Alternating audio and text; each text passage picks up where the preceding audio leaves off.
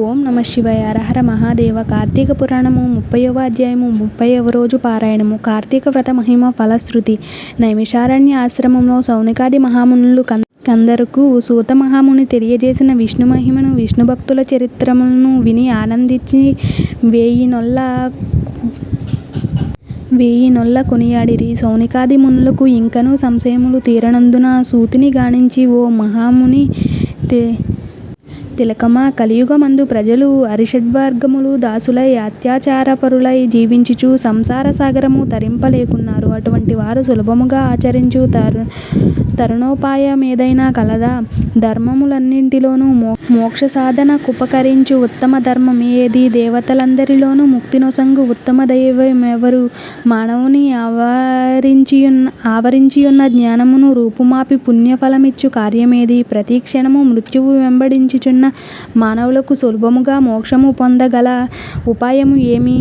హరినామస్మరణ సర్వదా చేయుచున్నాము మేము. ఈ సంశయములతో ఉన్నాము కాన దీనిని వివరించి తెలియజేయుమని కోరిరు. అంతా సుతుడా ఆ ప్రశ్నలు ఆలకించి, ఓ మునులారా, మీకు కలిగిన సంశయములు తెలుసుకోవలసినవి.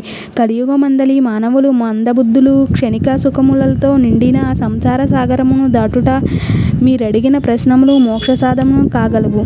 కార్తీక వ్రతము వలన యాగాది క్రతువు లోనార్చిన పుణ్యము, దాన ధర్మములు ఫలములు చేకూరును. కార్తీక వ్రతము శ్రీమన్నారాయణకు ప్రీతికరమైన వ్రతము. ఇది అన్ని వ్రతముల కంటే ఘనమైనదని శ్రీహరి వర్ణించుచున్నాడు.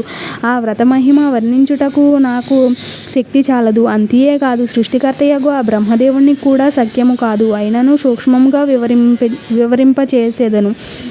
కార్తీక మాసమందు ఆచరించవలసిన పద్ధతులను చెప్పుచున్నాను, శ్రద్ధగా ఆలకింపుడు. కార్తీక మాసము సూర్యభగవానుడు తులారాశి అందున్నప్పుడు శ్రీహరి ప్రీతి కొరకు మనకు ముక్తి కలుగుట తప్పనిసరి. నదీ స్నానము చేయవలను, దేవాలయానికి వెళ్ళి హరిహరాదు పూజింపవలను, తనకున్న దానితో కొంచెమైనను దీపదానము చేయవలను. ఈ నెల రోజులు విధవ వండిన పదార్థములు తినకూడు. రాత్రులు విష్ణు ఆలయమున గాని శివాలయమును గాని అవినీతితో దీపారాధన చేయవలను. ప్రతిదినము సాయంకాలము పురాణ పఠనము చేయవలను. ఈ విధముగా చేసిన సకల పాపముల నుండి విముక్తులై సర్వ సౌఖ్యములు అనుభవింతురు. సూర్యుడు తులారాశి అందు నెల రోజులు ఈ విధముగా ఆచరించువారు జీవన్ముక్తులగుదురు. ఇట్లు ఆచరించుటకు శక్తి ఉండి కూడా ఆచరించక గాని, లేక ఆచరించు వారిని చూసి ఎగతాళి చేసిన గాని, వానికి ధన సహాయము చేయువారికి అడ్డుపడిన వారును ఇహమందు అనేక కష్టములు పాలగుటయే కాక, వారి జన్మాంతరమందు నరకములో పడి యమకింకరుల చేత నానా హింసలు పాలు కాగలరు. అంతియేగాక అట్టివారు 100 జన్మల వరకు చండాలాది హీన జన్మలెత్తుదురు.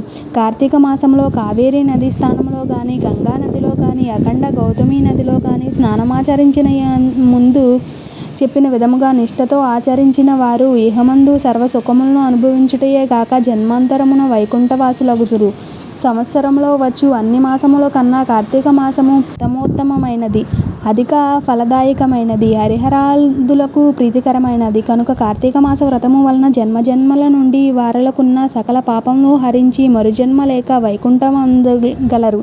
పుణ్యాత్ములకు మాత్రమే ఈ వ్రతమాచరించవలెననేడి కోరిక పుట్టును. దుష్టులకు, దుర్మార్గులకు, పాపాత్ములకు కార్తీక మాసమన్నా కార్తీక వ్రతమన్నా యవగింపు అసహ్యము కలుగును. కాన ప్రతి మానవుడు ఈ పరమ సత్యమును గ్రహించి ఇటువంటి పుణ్యకాలమును చేతులారా విడువక ఆచరించవలను. ఇటుల నెల రోజులు చేయలేని వారు కార్తీక శుద్ధ పౌర్ణమి నాడు అయినను తమ శక్తి కొలది వ్రతమాచరించి పురాణ శ్రవణము చేసి జాగరణ ఉండి మరునాడు ఒక బ్రాహ్మణునకు భోజనమిడినచో నెల రోజులు చేసిన ఫలముతో సమాన ఫలము కలుగును. ఈ మాసములో ధనము, ధాన్యము, బంగారము, గృహము, కన్యాదానములు చేసినచో ఎప్పటికీ తరగని పుణ్యము లభించును. ఈ నెల రోజులు ధనవంతుడైనను బీదవాడైనను మరెవ్వరైనను సరే సదా హరినామస్మరణ చేయుచు పురాణములు వింటూ పుణ్యతీర్థములను సేవిస్తూ దాన ధర్మములు చేయుచున్న ఎడల వారికి పుణ్యలోకమబ్బును.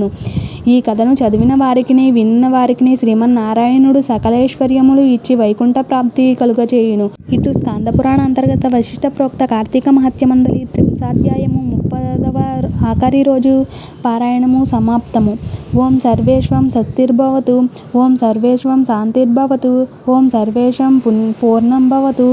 ఓం శాంతి శాంతి శాంతి.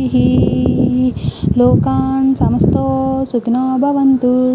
ఓం నమః శివాయ. హర హర మహాదేవ. వీడియో నచ్చితే లైక్ చేయండి, షేర్ చేయండి, కామెంట్ చేయండి. ప్లీజ్ గైస్ మన ఛానల్ని సపోర్ట్ చేసి సబ్స్క్రైబ్ చేయడం మాత్రం మర్చిపోకండి.